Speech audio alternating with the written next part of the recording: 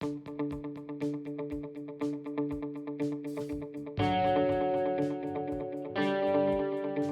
everyone, welcome back to Z Physics. Today we are going to be discussing and answering the question, what is resistivity?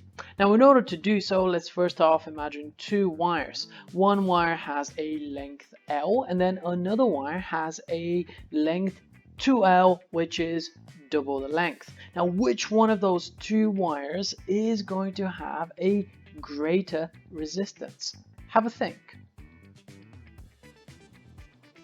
Now the answer is that the longer wire is going to have a greater resistance. If we think about it, it will be much harder to conduct electricity over a really long wire, and there are going to be more collisions between the conducting electrons and the positive ions within the conductor over a greater length. So what we can do is we can write down that the resistance R is in fact proportional to the length L.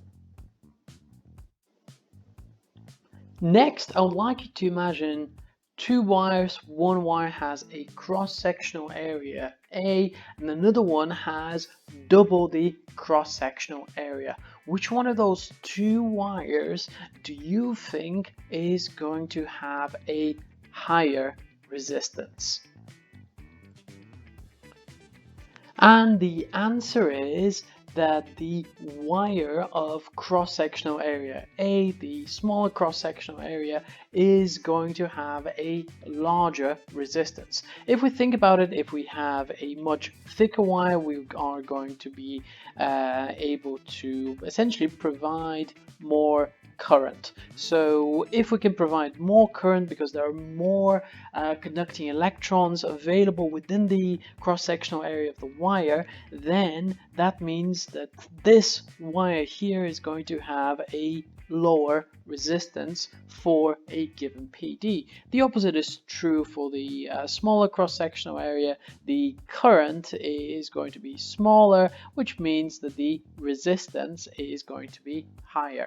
Now this means that resistance will be inversely proportional to the cross-sectional area, and we can write this like so. So that means that for any given higher cross-sectional area, we're going to have a lower resistance.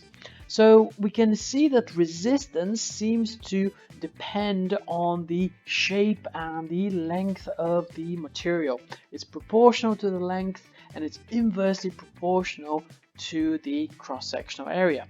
Now that constant of proportionality between those two quantities is known as the resistivity of a material, and it's given the Greek letter rho. Now let's arrange this equation for the resistivity, and then we'll be able to look at the units of this quantity. So just simply rearranging for the resistivity rho, we are going to get that this will be equal to the resistance multiplied by the cross-sectional area divided by the length. Now we can clearly see in terms of the units that this will be measured in ohm meters. The reason for that, I'm just going to write this over here on the side, is because resistance is measured in ohms, as we know. Area, cross-sectional area, is measured in meters squared, and length is measured in meters. So those are going to cancel out, and that will leave a unit for the resistivity being equal to ohm meters. Let's apply what we've just learned about resistivity to a problem. If the resistivity of copper is 1.7 times 10 to the power of minus 8 ohm meters, find the resistance of a 2-meter wire with a diameter of 0.15 millimeters. This would be a perfect opportunity for you guys to pause this video and attempt the problem. The first thing that I would do is to simply write down the formula for resistance, which is given in the formula booklet. So we know that resistance is equal to the resistivity multiplied by the length divided by the cross-sectional area. Now we know that the resistivity is equal to 1.7 times 10 to a power of minus 8 ohm meters multiplied by a length of 2 meters. Now we're going to need to divide this by the area of the wire. Now because we're going to assume that this is a circular wire with a certain cross-sectional area, the cross-sectional area will be given by pi r squared.